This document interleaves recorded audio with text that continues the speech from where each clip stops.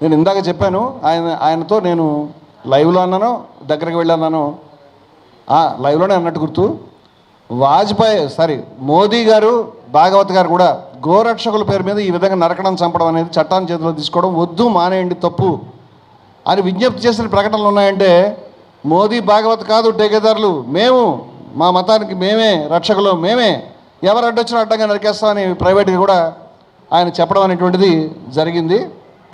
ఇప్పుడు రెండవసారి ఆయనని నేను ఇదే హాల్లో గత నెల, అంటే జూన్ నెల 29వ తారీఖు ఇక్కడ ఒక రౌండ్ టేబుల్ సమావేశాన్ని మేము ఏర్పాటు చేసి ఇక్కడ హిందూ మతం నుంచి మఠాధిపతుల్ని, పీఠాధిపతుల్ని, చాలా ప్రతిష్ట కలిగినటువంటి పండితుల్ని, మచ్చలేనటువంటి పండితుల్ని, అదేవిధంగా క్లీన్ రికార్డు ఉన్నటువంటి ముస్లిం మత పెద్దల్ని, ఖైరుద్దీన్ సూఫీ గారు కావచ్చు, దరూర్ నరసింహాచార్యులు గారు కావచ్చు, బాలకృష్ణమానంద స్వామి కావచ్చు, అమృతానందగిరి స్వామి కావచ్చు, విజయశంకర స్వామి కావచ్చు, అదేవిధంగా ఇంకా అనేక మంది, మోహన్ రావు గారు, ఎడ్లపల్లి మోహన్ రావు గారు కావచ్చు, ఇంతమంది పెద్దలండి.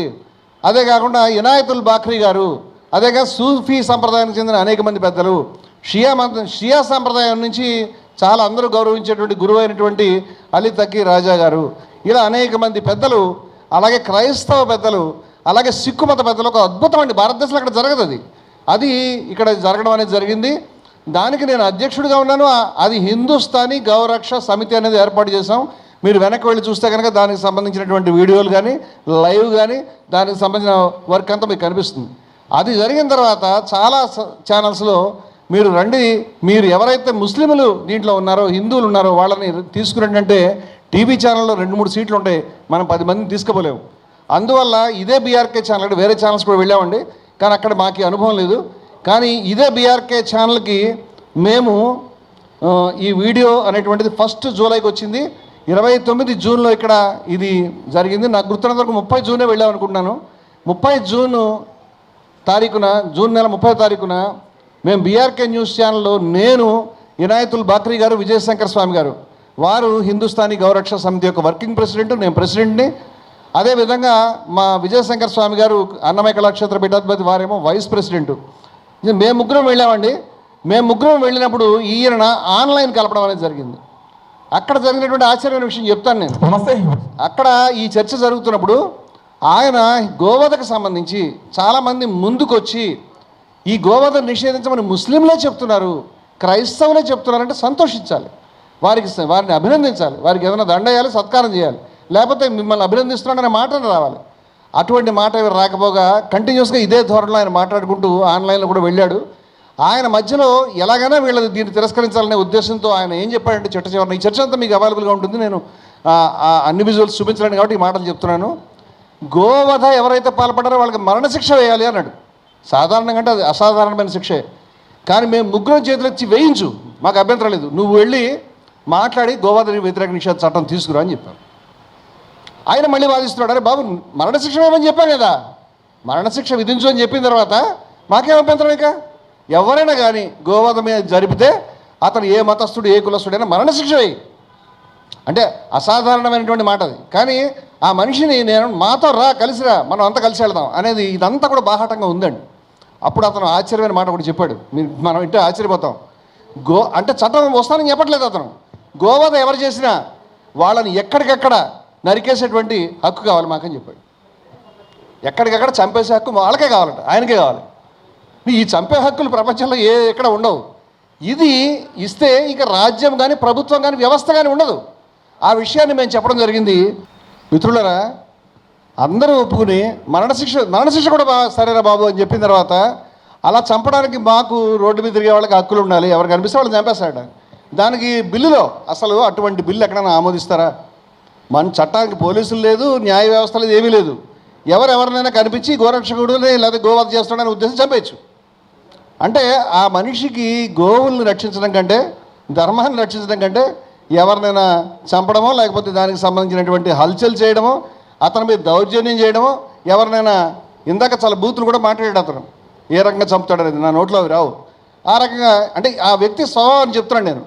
నేను అటెండ్ అయినటువంటి రెండు డిబేట్లలో కూడా బీఆర్కే ఛానల్లో జరిగినటువంటి విషయం ఇది. ఇప్పుడు ఓకే, 14వ తారీఖు ఏం జరిగిందో నేను దాన్ని ప్రదర్శించాలని అనుకోవట్లేదు, ఎందుకంటే you know that very well. అది పదే పదే ఛానల్స్లో వచ్చింది. నేను ఈ బొమ్మను చూపించి మాట్లాడుతుంటే ఆయన తలకాయ అన్నాను అనేటువంటి విషయాన్ని అభ్యంతరం వ్యక్తం చేశాడు. నీకు మైక్ వస్తుందా అని నేను చెప్పాను. మరి తలకాయ అనేది తెలుగు పదం, బూతు పదం కాదు. ఆయన బూతులు ధారాళంగా మాట్లాడతాడు. అటువంటిది నేను తలకాయ అన్నందుకు ఎందుకు అంత ఆగ్రహం వచ్చిందో నాకు అర్థం కాలేదు. నేను అసలు అది సీరియస్గా కూడా తీసుకోలేదు. ఒక రకంగా ఆయన కొడతానన్నప్పుడు కొట్టు అని అన్నాను. అతను వెంటనే ఊహించని రీతిలో ముందుకు దూసుకొచ్చి మెరుపు వేగంతో గట్టిగా కొట్టడం అనేది ఆ తర్వాత మీరు చూశారు. యాంకర్ మధు కానీ అక్కడ ఉన్న వ్యక్తులు కానీ చాలా వేగంగా, అంటే అతను కొడతాడని ఎవరు అనుకోలేదు కాబట్టి ఆ క్షణమే ప్రత్యక్షం కావడం ఎవరికి సాధ్యం కాదు, చేయబట్టి కావడం. కానీ జరుగుతున్న మరుక్షణమే అతన్ని ఆపకపోయింటే ఏం జరిగింది కూడా నాకు తెలియదు. అతను అక్కడ ఆగే ఉద్దేశం లేడు. ఆ తర్వాత కూడా చాలా వైలెంట్ సిచ్యువేషన్ అక్కడ జరిగింది. అది వారు CEO గారు మొన్న మా ఆశ్రమానికి వచ్చినప్పుడు, అది కూడా మీకు బీఆర్కే ఛానల్ అవైలబుల్గా ఉంటుంది. వారు ఏం చెప్పారంటే ఇదే సంభాషణ జరిగిందండి.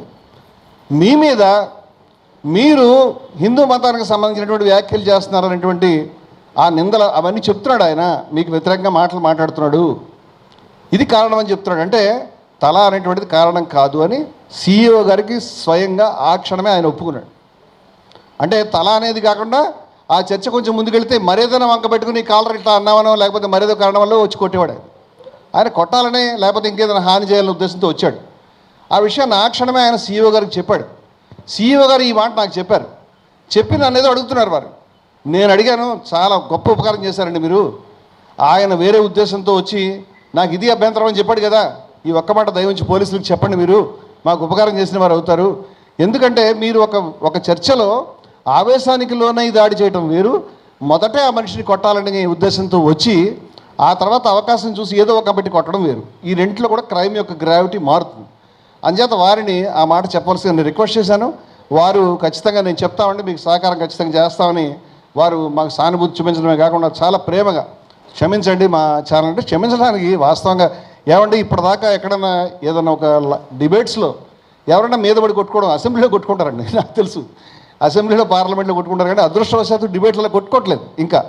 కానీ ఇది కొత్త సాంప్రదాయం అవుతుంది. దీన్ని ప్రోత్సహించే వాళ్ళు డిబేట్లకు వచ్చేవాళ్ళు హెల్మెట్లను తర్వాత కవచాలు పెట్టుకుని రావాల్సిన పరిస్థితిలో ఉంటారేమో, అంగరక్షకులు కూడా పక్కన పెట్టుకుని ఉండాల్సిన పరిస్థితులు ఉంటారు. తెలియదు, ఇవన్నీ కూడా చాలా గౌరవమైనటువంటి పరిస్థితి జరుగుతూ ఉంది.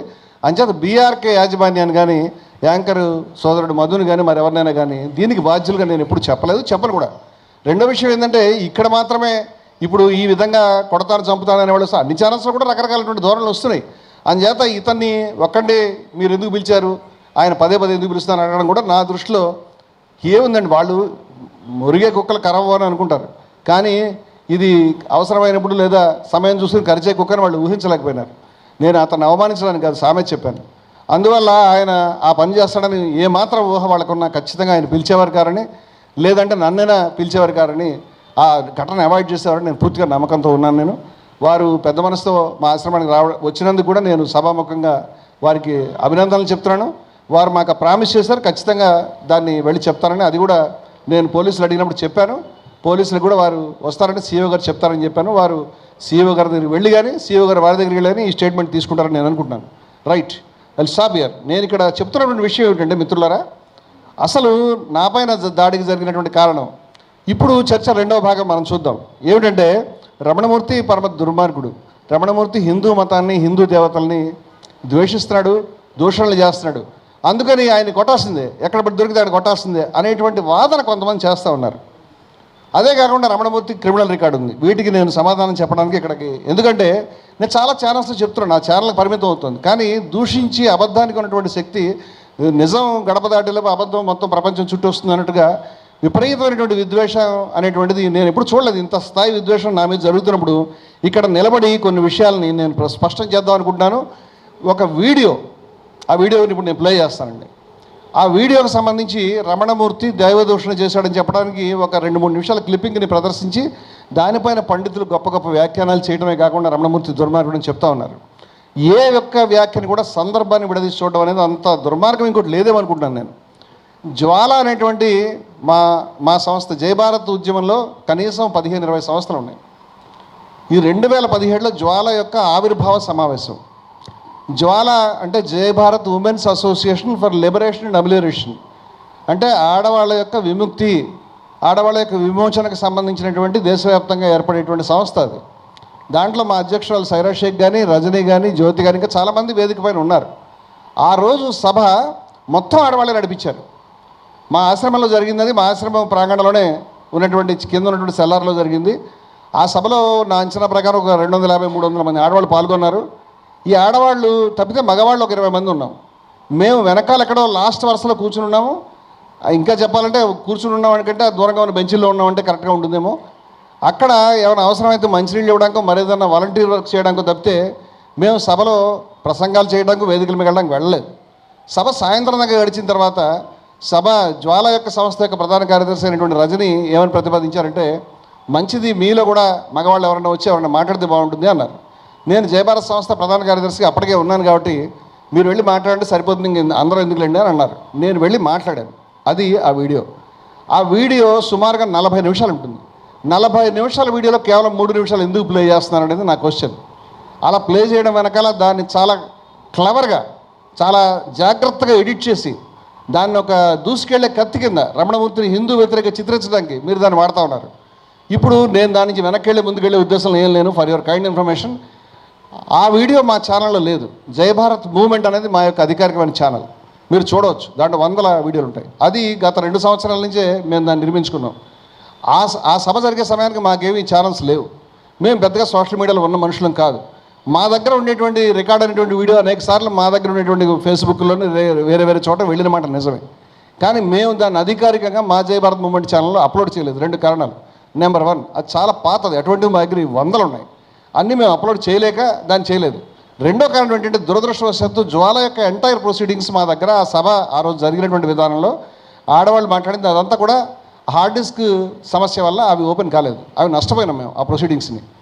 ఆడవాళ్ళ సభలో ఆడవాళ్ళు మాట్లాడింది అదంతా మిస్ అయ్యి కేవలం ఆఖరి క్షణంలో నేను మాట్లాడింది మాత్రమే పెట్టడం అనేది సమంజసం కాదని మేము దాన్ని పెట్టలేదు. ఇంతకంటే లేదు. ఇటువంటివి నా శత్రువులు అందరికీ చెప్తున్నాను, మిత్రులారా, మీకు చాలా వీడియోలు దొరుకుతాయి బాయ్. మా దగ్గర మా ఛానల్లో చాలా విషయాలు ఉంటాయి. నేను ఇప్పుడు మరొకసారి మొట్టమొదటి చెప్పిన మాటలు చెప్తాను. హిందూ మతంలో కావచ్చు, ఇస్లాంలో కావచ్చు, క్రైస్తవంలో కావచ్చు, మరి ఏదైనా మతంలో కావచ్చు, బుద్ధిజంలో కావచ్చు, అసమానత్వాన్ని, విద్వేషాన్ని రేకెత్తించే అంశాలకు మేము వ్యతిరేకం. I'm against. నేను సంపూర్ణంగా వ్యతిరేకం దానికి. నేను చెప్పిన ఏ మాటకి మరొక రకమైనటువంటి విరుద్ధమైన మాట ఇప్పటిదాకా నేను చెప్పలేదు. 20 సంవత్సరాలు చెప్పలేదు. రమణమూర్తి మారిపోయాడు, ఆ రోజు ఏదో మాట్లాడి, నో ఐఎమ్ వెరీ సారీ. ఆ మాటలు సంబంధించి నేను అనేక సభల్లో, రణబేరి సభలో కుల నిర్మూలన, కులాంతర వివాహాలపై జరిగిన దాడులను వ్యతిరేకిస్తూ 19-20 ప్రాంతాల్లో 2018, 19, 20 ఆ ప్రాంతాల్లో 44 రణబేరి సభలు పెట్టాము. 2 తెలుగు రాష్ట్రాల్లో మేము 46 అనుకుంటాను. ఈ సభల్లో అన్ని చోట్ల నేను ప్రసంగాలు చేశాను. కులాన్ని గురించి మాట్లాడినప్పుడు కులంలో ఉన్నటువంటి మనుస్మృతి గురించో, లేకపోతే అక్కడ ఉన్న ధర్మాల గురించో, రామాయణంలో ఉన్నటువంటి శంభు కవధ గురించో నేను ప్రస్తావించానని చెప్తున్నాను. నేను ఐఎమ్ వెరీ సారీ. మీకు బాధ కలిగించి ఉండొచ్చు. సార్ని ఫెరోషియస్గానే ప్రస్తావిస్తాం. అదేవిధంగా జెండర్ ఈక్వాలిటీ సమస్యలు వచ్చినప్పుడు అవి కూడా ప్రస్తావిస్తాం. మేము హిందూ మతాలు కాదు, మిగతా మతాలు కూడా ప్రస్తావించాం. మీరు మాకు చేస్తున్న అన్యాయం ఏంటంటే, మీరు మిగతా మతాల్లో ఖురాన్ మీద, బైబిల్ మీద నేను మాట్లాడిన విషయాలు కట్ చేస్తారు. మీరు నన్ను హిందూ వ్యతిరేక చిత్రించడానికి. ఇప్పుడు అడుగుతున్న ప్రశ్న ఏంటంటే, నువ్వు రాముడిని పొగుడుతావు కదా, రాముడికి కృష్ణుడికి సంబంధించినటువంటి ముఖానికి సంబంధించిన చిత్రాన్ని మాట్లాడుతున్నావు కదా. రమణమూర్తికి దగ్గర 2 ముఖాలు ఉంటాయి మిత్రులారా. ఎప్పుడైనా రమణమూర్తి గతంలో ఈ విధంగా కృష్ణుడి యొక్క, రాముడి యొక్క బొమ్మల్ని మార్ఫింగ్ చేయడాన్ని సమర్థించాడా? ఎక్కడైనా ప్రదర్శించాడా? ఎక్కడైనా ఈ పని చేశాడా? చేయలేదే.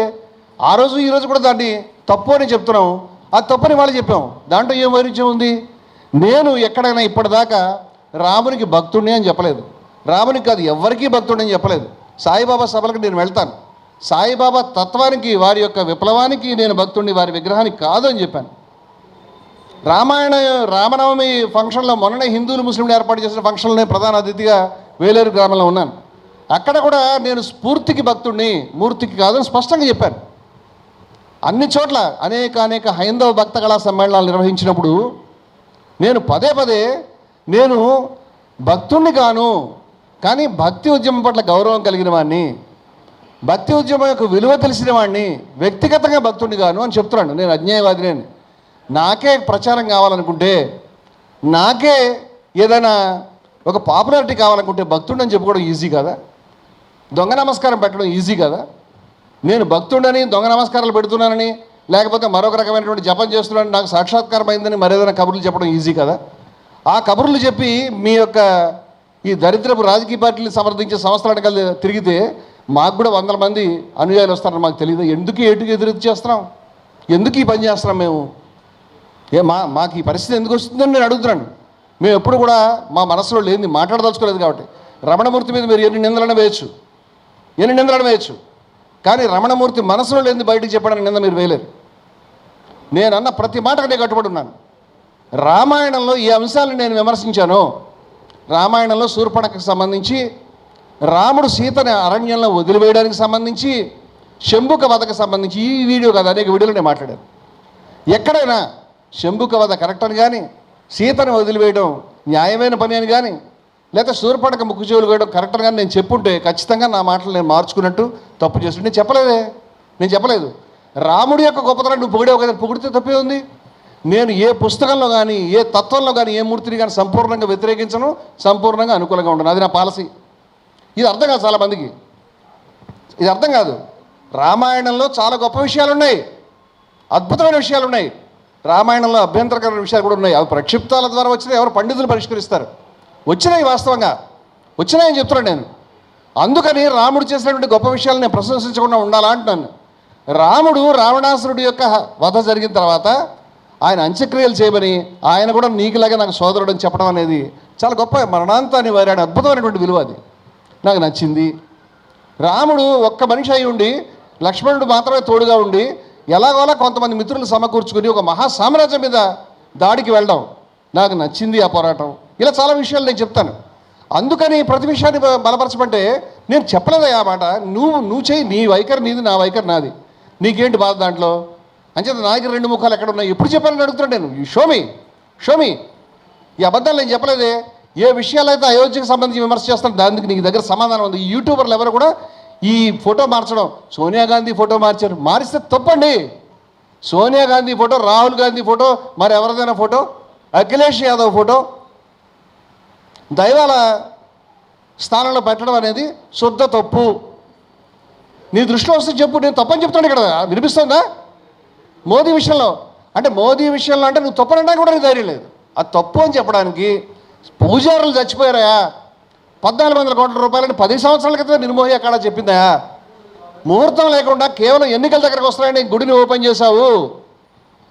శంకరాచార్యులు దాన్ని తప్పుపట్టారు, మతాచార్యులు తప్పుపట్టారు అని చెప్తే ఇంత బాధ. ఆ రోజు జ్వాలకు సంబంధించినటువంటి సభలో నేను మాట్లాడాను. ఆ వీడియో నేను ఇప్పుడు మీకు మొత్తం వీడియో ప్లే చేయడానికి ప్రయత్నం చేస్తాను, ఎంత లెంగ్త్ అయినా కూడా. ఎందుకంటే మీరు ఏది మొత్తం చూస్తేనే మీకు ఆర్గ్యుమెంట్ అర్థం అవుతుంది, సగం అర్థం కాదు. మరొక విషయం ఏంటంటే జ్వాలకు సంబంధించి ఆ వీడియో ప్లే చేసే ముందు నేను మళ్ళీ చెప్తున్నాను, ఆడవాళ్ళకి ప్రపంచంలో అన్ని మతాలు అన్యాయం చేశాయని నేను అనుకుంటాను. నా అభిప్రాయం, ఆడవాళ్ళు ఏ మతాన్ని స్థాపించలేదు, ఆడవాళ్ళు ఏ మతానికి స్థాపకులు కాదు. మొత్తం సూత్రాలు వ్యతిరేకంగా రాశారు ఆడవాళ్ళకి. నేను చిన్నప్పుడే మా అమ్మమ్మని అడిగాను, అమ్మమ్మ నువ్వు బాగా పుణ్యం చేస్తున్నావు, చాలా పూజ చేస్తున్నావు, కానీ స్వర్గానికి వెళ్ళి ఏం చేస్తావు? తాతయ్య స్వర్గానికి వెడితే ఆయనకి రంభావరసి ఉన్నారు, చాలా చిన్నపిల్లలు నాకు తెలియదు, నీకెవరు ఉన్నారు? ఎవరు లేరు కదా. ఒకవేళ ఆయన వెళ్లకుండా నువ్వు ఒక్కతే స్వర్గానికి వెడితే నీకు కాలక్షేపం కూడా ఉండదు కదా అని అన్నాను. ఆమె కర్ర తీసుకుని కొట్టడానికి ట్రై చేసింది, తప్పితే నాకు సమాధానం చెప్పలేదు. ఆడవాళ్ళకి మతాలు ఏవి అనుకూలంగా లేవని నా ఉద్దేశం. మత సూత్రాలని ఆడవాళ్ళకి వ్యతిరేకంగా ఉన్నాయి. మతంలో చాలా గొప్ప విలువలు ఉన్నాయి. నెంబర్ 1, వాటిని మేము ఎత్తి పట్టుకుంటాం, శిరస్సిస్తాం. మతంలో ఉన్నటువంటి సమానత్వం, మతంలో ఉన్న నిర్మోహత్వం, మతంలో ఉన్నటువంటి ఏకత్వ భావన మా మతంలో ఉన్నది, దానికి శిరస్సు ఇవ్వడానికి సిద్ధంగా ఉన్నాం. అదే సమయంలో మతంలో అసమానతలు ఉన్నాయి, మతంలో కుల కట్టడలు ఉన్నాయి. వాస్తవం ఉన్నాయా లేవా? మతంలో కుల వివక్ష ఉంది, మతంలో ఆడవాళ్ళు అణచివేతుంది. దీన్ని ఎందుకు బలపరుస్తాం? అంటే ఇలా కుదరదు. నువ్వు వ్యతిరేకించాలి, లేకపోతే అనుకూలంగా ఉండాలి. రాముడిలో కొన్ని విషయాలు బాగున్నాయి, కొన్ని విషయాలు బాగాలేదంటే అలా కాకుండా ఎలా చెప్పమంటావు? బాగున్న విషయాల్ని బాగులేని విషయాలు చూపించి బాగున్న విషయాలను తిరస్కరించాలా? నేను చేయలేను. నీకు అర్థం కాదు, నీకు అంత 1 సైడ్ బ్రెయిన్. రాముడు తిట్టాడు, ఇక్కడ పొగిడాడు, అక్కడ కాదన్నాడు, ఇక్కడ అవునన్నాడు అని బాధపడిపోతారు, గిలగిలగిల్లాడిపోతున్నారు. ఏంటి నాకు అర్థం కాలేదు ఈ విషయం. ఈ విషయాల మీద ఇప్పుడు నేను చెప్తున్నాను. విజయ విహారం ప్రారంభ దినాల నుంచి కూడా ఉపనిషత్తులు రాశామయ్యా, రామకృష్ణ మిషన్ మీద వ్యాసాలు రాశాము, స్వామి పరమార్థానంద గారు స్పెషల్ ఇష్యూ చేశాం రామకృష్ణ మిషన్ మీద. ఇప్పుడు 3వ సంచిక. మొదటి సంచిక నుంచి మొదలు అసలు కంటిన్యూస్గా ఉపనిషత్తుల గురించి, మహనీయుల గురించి, రమణ మహర్షి గురించి, అరవిందో గురించి నువ్వు ఎప్పుడు ఊహించుండవు. అలాగే దయానంద సరస్వతి గురించి, నారాయణ గురు గురించి ఎంతమంది పేర్లు చెప్పాలి, రామానుజుల గురించి, అందరి గురించి మేము రాసాం. ఇవాళ కాదే 25 ఏళ్ల క్రితం రాసామే. ఇప్పుడు రమణమూర్తి కొత్తగా ఏం మారాడు? రమణమూర్తి అదే సంచికల్లో ఇదే విధంగా అసమానత్వాన్ని వ్యతిరేకించాడు. ఇప్పుడు అదే పని చేస్తాడు. ఏం బాధ నీకు? అంచేత శిరస్సు కావాలంటే ఖండించండి, కానీ అసమానత్వాన్ని ఏదైతే విద్వేషం ఉందో దాన్ని వ్యతిరేకించకుండా మీరు ఆపలేరు. మేము చెప్తున్నాము, హిందూ మతంలో ఆధ్యాత్మిక ప్రజాస్వామ్య విప్లవాన్ని ప్రారంభిస్తుంది హెచ్పి అని చెప్పాము మేము. ఆధ్యాత్మిక ప్రజాస్వామ్య విప్లవం, ఆ ప్రజాస్వామ్య విప్లవం పాతది కాదు, కొత్తది కాదు. ఏనాడో ఉపనిషత్తుల్లో ఉన్నది, ఏనాడో వేదంలో ఉన్నది, ఏనాడో వేదంలో చిట్ట చివరి సమానత్వ సూక్తంలో సంగత్యత్వం, సమతత్వం, సమో మనాంసి జానతాం, అద్భుతంగా మన మనసులు సమానంగా ఉండాలి, మనం అందరం అవి సమానంగా తీసుకోవాలి ఫలితాన్ని, మనం అందరం కలిసి నడవాలి. ఎన్ని గొప్ప మాటలు ఉన్నాయి, దాన్ని కొనసాగిస్తాం. కానీ మధ్యలో నువ్వు వేరు వాడు వేరు, నువ్వు రాకూడదు, నిన్ను లోపలికి రానివ్వం, నీ పిల్లలకు వస్తావు, నీ చెయ్యికి వస్తావు, నువ్వు రాసిన దరిద్ర పుస్తకాలు, స్మృతులు, వ్యాఖ్యానాలు ఉన్నాయి, వాటిని వ్యతిరేకించాం. ఆ రోజు వ్యతిరేకించాం, ఇవాళ కూడా వ్యతిరేకిస్తాం. ఏం తప్పని అడుగుతున్నాను నేను. మేము దీనికి కట్టుబడి ఉంటామని చెప్తున్నాను. నువ్వు మమ్మల్ని తిడుతున్నావు కదా అని మేము భయపడిపోయి మతాన్ని వదిలిపెట్టి పారిపోయేవాళ్ళం కాదు. మతాన్ని నీలాంటి రాక్షసుల చేతిలో వదిలిపెడితే వాళ్ళని సర్వనాశనం చేస్తారు. మతం యొక్క విలువల్ని కాపాడుకోవడానికి ఈ దేశంలో ఉన్నటువంటి ఎస్సీలు, బీసీలు, మహిళలు, ఎస్టీలు, పీడితులు, తాడితులు ఎవరైతే ఉన్నారో, ఇన్నాళ్ళు మతం చేసినటువంటి అన్యాయం ఏదైతే ఉందో ఆ అన్యాయాన్ని మనం సరిదిద్దుకుందాం, ఆ సూత్రాలను పక్కన పెడదాం. కానీ మతంలో ఉన్న గొప్ప విలువలకు మీరు దూరం కాకండి, హిందూ మతానికి దూరం కాకండి అని చెప్తున్నాం మేము. హిందూ మతంలోని గొప్ప విలువలు కాపాడుకుందామని చెప్తున్నాం. హిందూ మతం మాత్రమే కాదండి, ఇస్లాంలో దుర్మార్గమైనటువంటి విషయాలు చెప్పారు, బైబిల్లో దుర్మార్గమైనటువంటి విషయాలు చెప్పారు, బుద్ధిజంలో ఉన్నటువంటి విషయాలు చెప్పారు. నేను మహిళల సభకు వెళ్ళినప్పుడు ఈ మాట చెప్పాను, మహిళలకు ప్రతి మతం అన్యాయం చేసింది, మనకు మతాలేంటి? ఇక్కడ మతం అనేటువంటి శబ్దాన్ని నేను వాడుతున్నప్పుడు ఆ యొక్క కట్టడులు, ఆ యొక్క దుర్మార్గమైనటువంటి విషయాల గురించి మాత్రమే మాట్లాడుతాను, మీరు అర్థం చేసుకోవాలి. ఇక్కడ నేను ఆ వీడియో ప్లే చేస్తానండి. వీడియో ప్లే చేసిన తర్వాత ఆ వీడియోలో ఉన్న విషయాలు మొట్టమొదట జ్వాల సంస్థ గురించి ఉంటుంది. ఆ తర్వాత ఇంకా ఒక రకంగా చెప్పాలంటే ఆ వీడియో యాంటీ కమ్యూనిస్ట్ వీడియో. చాలామంది బాధపడతారు, it is not anti BJP or anti RSS. ఎందుకంటే వామపక్ష మిత్రులు కూడా చాలా పొరపాట్లు చేశారు. నేను ఫెమినిస్ట్ని, ఇక్కడ ఫెమినిస్ట్ స్టడీ సర్కిల్ వచ్చినప్పుడు ఇప్పుడు కాదు, 1989 నుంచి నేను దాంట్లో భాగంగా ఉన్నానని చెప్తున్నాను మీకు. నేను ఫ్రమ్ ది 89 నేను ఫెమినిస్ట్ని, హిందూ ఫెమినిస్ట్ని, నేను కుల నిర్మూలనవాదిని, క్యాస్ట్ అండ్ హిలేషనిస్ట్ని, హిందూ క్యాస్ట్ అండ్ హిలేషనిస్ట్ని. హిందూ ఫెమినిస్ట్గా ఉండడానికి ఏ రకమైన అభ్యంతరం లేదు. హిందూ మతంలో హిందూ స్త్రీవాదిగా ఉంటే స్త్రీలకు పెద్దపీట వేసి అందరికీ సమానత్వాన్ని చెప్పిందే మా హిందూ మతం, కాబట్టి మేము ఉంటాం. తప్పే ఉంది? హిందూ మతం మొత్తం ఫెమినిజమే, హిందూ మతం మొత్తం స్త్రీవాదమే. తప్పుడు విషయాలంటే పక్కన పెట్టిస్తాం, తప్పుడు విషయాలు ఉన్నాయి పక్కన పెట్టిస్తాం. మూల సూత్రాలు మాత్రం సమానత్వాన్ని ఎత్తిపెట్టాయి. నిర్దోషమి సమం బ్రహ్మ తస్మాత్తే బ్రహ్మణి స్థిత అని చాలా గొప్పగా చెప్పారండి. విద్యా వినయ సంపన్నే బ్రాహ్మణే గవిహస్తిని సునిచైవ స్వపాకేచ పండిత సమదర్శన. విద్యా వినయ సంపన్నుడైన బ్రాహ్మణుడు, ఆవు, కుక్క, ఆ కుక్కను తినే చండాలుడు, ఏనుగు అన్నీ సమానమే అని చెప్పి అటువంటి సమానత్వాన్ని నువ్వు గనక అనుష్ఠిస్తే, అటువంటిది సమానత్వం నువ్వు అనుష్ఠిస్తే నువ్వు ఈ హైవతార్జిత స్వర్గం, ఈ క్షణం స్వర్గానికి వెళ్ళవచ్చు, ఈ క్షణం మోక్షాన్ని గెలుచుకోవచ్చు, ఈ క్షణం బ్రహ్మాన్ని సాక్షాత్కరించుకోవచ్చు అని నా మతం చెప్పింది. ఎవరని చెప్పారంటే ప్రపంచంలో ఈ మాట? ఏమని చెప్పారంటే ఇహైవ అంటే ఈ క్షణం, ఇక్కడే మన చర్చ జరుగుతున్న ఈ హాల్లోనే, ఇక్కడే మన స్వర్గాన్ని, మన యొక్క మోక్షాన్ని మనం పొందవచ్చు. ఎట్లా పొందుతాం? ఇహైవ అంటే ఇక్కడే అర్థం, వేరే అర్థం లేదు. ఇహైవత యర్జిత స్వర్గో ఏషాం సామ్య స్థితం మన. ఇటువంటి సమానత్వం నీ మనసులో ఉంటే బ్రాహ్మణుణ్ణి, కుక్కని, చండాలుణ్ణి, ఆవుని నువ్వు అన్నింటినీ సమానంగా చూసేటువంటి మనస్తత్వం నీ గనక వస్తే నీ మనసులో భేదభావం చెరిగిపోతే నిర్దోషమి సమం బ్రహ్మ. ఎందుకంటే బ్రహ్మం అనే దాంట్లో దోషం లేదు. ఉపనిషత్తు పదే పదే చెప్తుంది, అభేద దర్శనం జ్ఞానం, భేదాలు చూడకపోవడం జ్ఞానం అని చెప్తుంది ఉపనిషత్తు. గీత చెప్తుంది నిర్దోషమి సమం బ్రహ్మ, బ్రహ్మంలో దోషం లేదు, సమానత్వమే ఉన్నది. తస్మాత్తే బ్రహ్మణి స్థిత, అందువల్ల వారు బ్రహ్మం ఎందు ఉన్నారు. ఎవరు? బ్రాహ్మణుని, కుక్కని, చండాలుని సమానంగా చూసేవాళ్ళు. అందరూ చూస్తున్నారా? పీఠాధిపతులు చూస్తున్నారా? మఠాధిపతులు చూస్తున్నారా? మొన్నే శర్మగారు ఒక ఆయన ఇంటర్వ్యూలో పూజారులు అందరూ అవ్వడానికి వీల్లేదు, బ్రాహ్మలే అవుతారు, అందరికీ మోక్షం కావాలి, హిందూ మతంలో పూజారులు ఎందుకు అవుతారని చెప్పాడు శర్మగారు. మహాపండితుడు ఆయన, గౌరవం ఆయన అంటే నాకు. నేను పేరు కావాలని చెప్పట్లేదు. ఎందుకు చెప్పాను ఆయన? పూజారులు అవడం అనేది 30 మే నెలలో దీన్ని అప్లోడ్ చేసినట్టు కనిపిస్తోంది. దాని అర్థం మే నెల చివరిన ఇంకా 1-2 రోజుల ముందు జరిగి ఉంటుంది. యూట్యూబ్లో 1-2 రోజుల తర్వాత అప్లోడ్ అవుతుంది కాబట్టి నాకు డేట్ కరెక్ట్గా ఐడియా లేదు, అది చెప్పగలుగుతారు. ఆయన యొక్క స్వభావం చెప్తున్నాను. ఆకు రౌడీల్ని, ఎవరినైనా బెదిరించి రోడ్డు మీద గలాటాలకు వెళ్ళేవాళ్ళని, కనిపించిన వాడిని రారా చూసుకుందాం కొడతాననే వాళ్ళని చర్చలకు పిలవకూడదు. చర్చలకు పిలిచేవాళ్ళు ఒక వ్యూ పాయింట్ని ప్రజెంట్ చేయడానికి సిద్ధపడాలి. అది ఏదైనా కానీ వాళ్ళ యొక్క ఆర్గ్యుమెంట్, వాళ్ళ యొక్క ఎవిడెన్సు, వాళ్ళ యొక్క వాదనని చక్కగా చెప్పాలి. ఈ మనిషి, నేను ఇప్పటిదాకా 2-3 చర్చల్లో ఆయనతో వెళ్ళాను. ఈ 2-3 చర్చల్లో కూడా ఎక్కడ అటువంటి ప్రయత్నం చేయలేదు. కానీ ఆయన కంటిన్యూస్గా చర్చల్లో కనిపిస్తాడు. కనిపించినప్పుడల్లా చర్చ స్టార్ట్ అయిన తర్వాత ఆయన మాట్లాడేది ఏంటంటే ఇవే మాటలు. అయితే మిత్రులారా, అక్కడ ఆయనని రెచ్చగొట్టే విధంగా గోవధ అనేటువంటి జరగాలని కానీ, ప్లీజ్ ఎవ్రీబడి ప్లీజ్ గోవధ జరగాలి అని కానీ, గోవధ సమంజసం అని కానీ, గోవధ ఉండాల్సిందని ఒక్కళ్ళు కూడా మాట్లాడలేదండి. అందరూ గోవధ నిషేధించబోయా బాబు అనేటువంటి ఉద్దేశంతో అందరూ చెప్తా ఉంటే ఈ మనిషి ఏం మాట్లాడుతున్నాడో ఒకసారి మీరు చూడండి. బంధువు కాదు, చంపి దెంగుతాం.